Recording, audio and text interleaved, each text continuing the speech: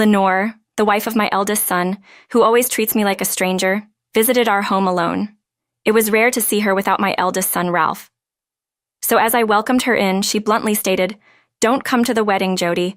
Ralph and I are of different class." I was taken aback by Lenore's rudeness, which wasn't entirely new, but I never expected her to go this far. Confused, I asked, "What do you mean by that?" Lenore sighed heavily, as if looking down on me, and began, "I hate how clueless you are. I graduated from a top university and work at the same prestigious trading company as Ralph. But Jody, she went to a third-rate college and is just an insurance salesperson. It's embarrassing to have someone who does a job anyone could do as part of my family." Annoyed, I replied, "Could you not look down on insurance sales? It's not an embarrassing job, you know." As soon as I said this, Lenore retorted with a nasty smile. "Oh, Jody's angry, scary. Anyway, it's already decided. Ralph will surely agree with me."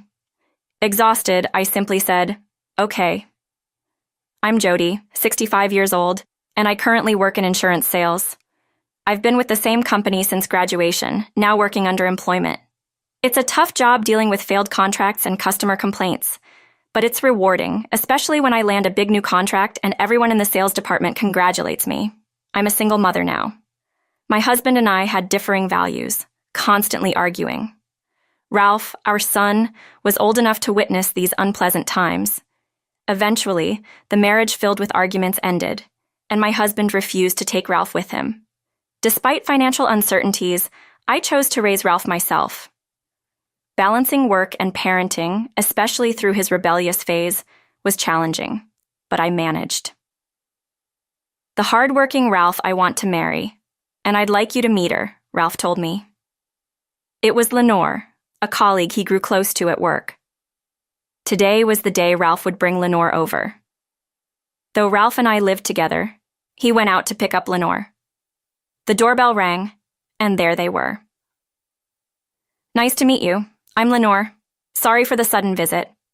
I brought you something small," Ralph and Lenore said, as she handed me a paper bag with famous cookies from a well-known department store. "Oh my, you didn't have to go through the trouble. Thank you." "No, it's just a small gesture," Lenore modestly gestured.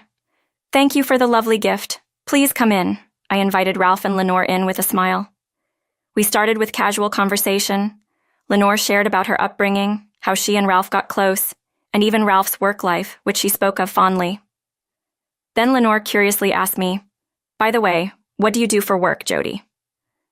Seeing no harm, I cheerfully responded, "I'm in insurance sales." At that moment, I noticed Lenore's smile twist. Was I seeing things? I looked at her face again, but it had returned to normal. We continued with the conversation, and then wrapped up the evening. That momentary expression on Lenore's face. What was it all about? Since then, Ralph started bringing Lenore around more often. The matter at hand was wedding preparations. Since my ex-husband definitely won't be attending, I need to do the things Ralph's dad would have done. This was expected ever since my ex refused to take custody of Ralph. I have a lot to cover. Toasts, responses to letters from the mom, and more. I need to start thinking about what to say soon. There's no time to waste, but with work being so busy, it's hard to find the time, especially with Lenore's increasing visits. My personal time is dwindling. While contemplating this, I continued to entertain Lenore's queries. Suddenly, Lenore started talking about her dress. "I absolutely want a dress with bright blue and sequins scattered all over it. It would look so beautiful. By the way, Jody, what kind of dress did you wear at your wedding?" I was caught off guard.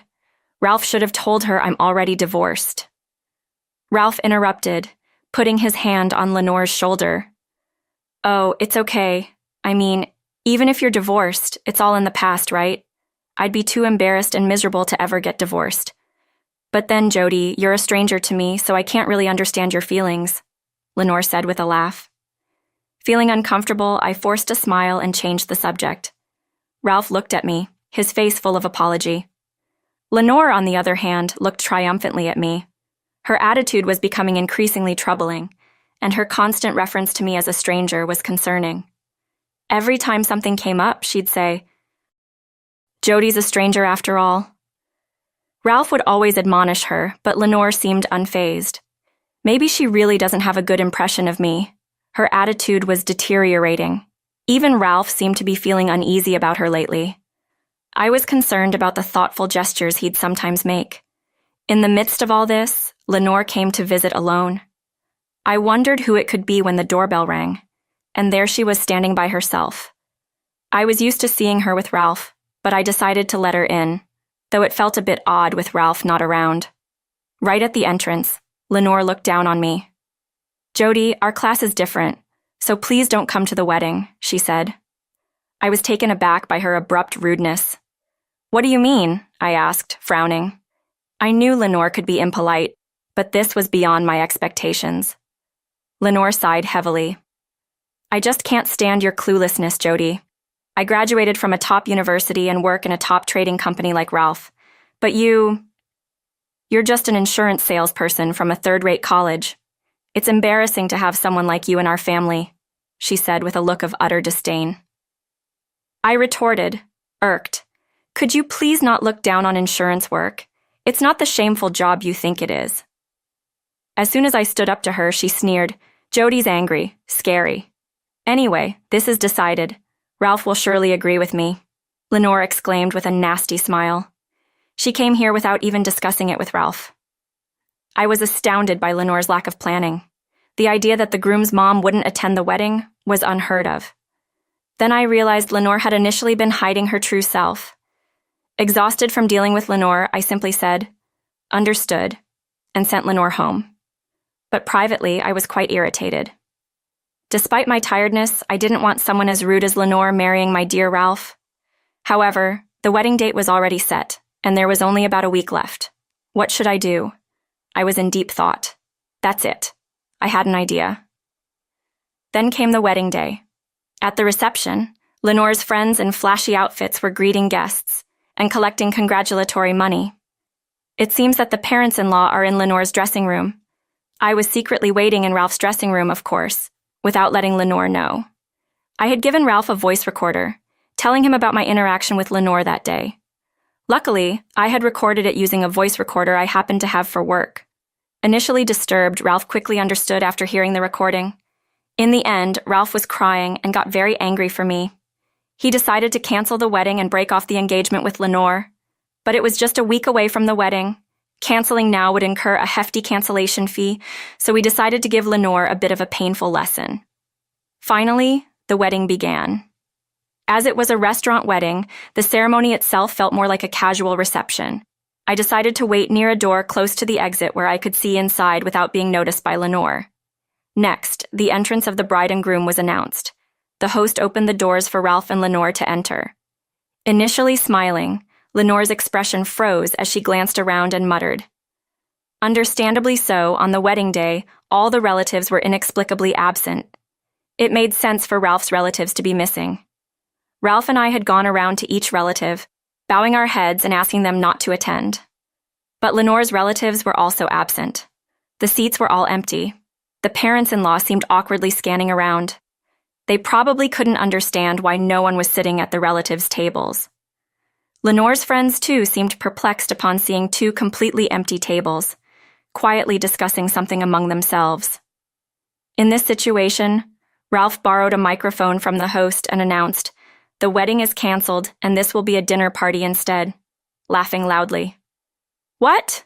exclaimed Lenore. But this wasn't the end of the revenge on Lenore. As the venue descended into chaos, Ralph continued, "Today, I was supposed to marry Lenore standing beside me.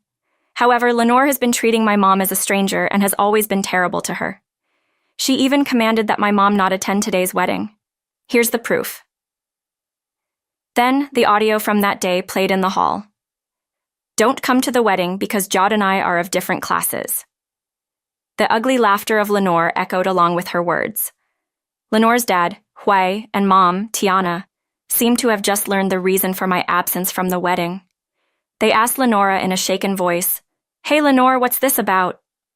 Lenore stood there in her dress, her face turning pale. Ralph calmly questioned Lenore, "So, do you understand why this happened?" Lenore, seemingly distraught, yelled in an annoying tone, "How would I know?" The parents-in-law were too overwhelmed by the unfolding truths to respond. Since no one was answering, Ralph spoke up again more energetically. Then let's have this person explain, it's my mom. With Ralph's cue, a staff member opened the door on the exit side. Bathed in the spotlight, I stood before Ralph, Lenore, and the parents-in-law. At that moment, Lenore glared at me furiously. It's all your fault. You ruined my wedding, you worthless old hag from a third-rate university and a third-rate company. Lenore's hair was a mess, partly ruined by the disturbed parents-in-law. The dress was misshapen, ruining the beautiful sequined gown. Lenore, what are you saying? That's Ralph's mom. Huai loudly reprimanded her. Yes, Lenore, that's beyond rude. Tiana, her eyes brimming with tears, was appalled by her daughter's disgraceful behavior. It's not rude, Lenore was about to complain to me more when I sternly interrupted her. I get it, Lenore. You don't like me, but I won't tolerate such disdainful attitude towards me, even if I was to be your in-law, I told her. Lenore clicked her tongue, her true nature completely exposed. I didn't know you were like this, Ralph muttered, looking disillusioned. Why do you think Leno's relatives aren't here today? I asked. Lenore turned away, indifferent. Yep, unfortunate. Your lack of understanding, Lenore, is really detestable. I casually threw back the line Lenore had said to me that day. Lenore glared at me, her expression twisted and unbearable to watch. Ralph was also distancing himself from Lenore. You stop it already. That's way too rude to me. Lenore seemed to have completely forgotten her past remarks to me. No, the rude one is you, Ralph retorted, unable to hold back. Huh. I sighed in exasperation and explained, well, the answer is all of Leno's relatives are actually my clients. So, I explained the situation to them and asked them to not attend. Did you know, Lenore? Lenore muttered, stunned. Well, that's Lenore for you. Slow on the uptake. Ralph laughed heartily, showing no sympathy. However, Ralph suddenly stopped laughing and turned serious. No matter how smart you are or which famous company you work for, I can't marry someone who looks down on my mom. My mom is not someone you can belittle. Today the engagement is off, and Lenore and I are strangers. Please never involve yourself with me or my mom again, I said sternly, almost spitting the words out. Lenore and the parents-in-law, their faces red, remained silent, heads bowed. Of course, the engagement was broken, the wedding was canceled, and the event soon ended. The parents-in-law, being sensible people, apologized to Ralph and me multiple times. They also agreed to cover all the expenses of the wedding. The compensation discussion was scheduled for a later date with the parents-in-law and me. Lenore resigned from her job afterward. We hadn't invited anyone from Ralph and Lenore's workplace to the wedding, but rumors about the debacle had spread. Colleagues sympathized with Ralph, but were harsh towards Lenore. In a workplace that values teamwork, Lenore became an outcast. Eventually, unable to withstand the constant bad-mouthing, the mentally strong Lenore quit. One day, she left a resignation letter on her desk and disappeared. Before vanishing, Lenore approached Ralph. I want to get back together with you, she pleaded for reconciliation, and tell everyone at work that I'm not bad. But Ralph refused. Everything with her attitude returning to how things were was impossible. She also came to me several times, asking, tell Ralph to get back together with me, but I ignored all her requests. Lenora is likely disowned by the parents-in-law by now, so where Lenore is and what she's doing is unknown to anyone. Neither Ralph nor I want to know her whereabouts. 3 years have passed, and Ralph and I live peacefully. We remodeled our house with the compensation money from the parents-in-law. Ralph actually married someone else, a nurse introduced by a friend. She's straightforward and fearless, always speaking her mind. Ralph's new wife even offered to live with me, worrying about me being alone. Are your parents okay with this? I asked, and she replied that her parents are happy together and she'd just be a bother. So Ralph's new family and I decided to live together in this remodeled house. Actually, we're about to have one more. Ralph's wife is expecting a baby in about 3 months. Work is busy but fun, and the family will soon become noisier but seemingly more enjoyable. Looking forward to the busier days ahead with a baby, I feel motivated to keep going. Today,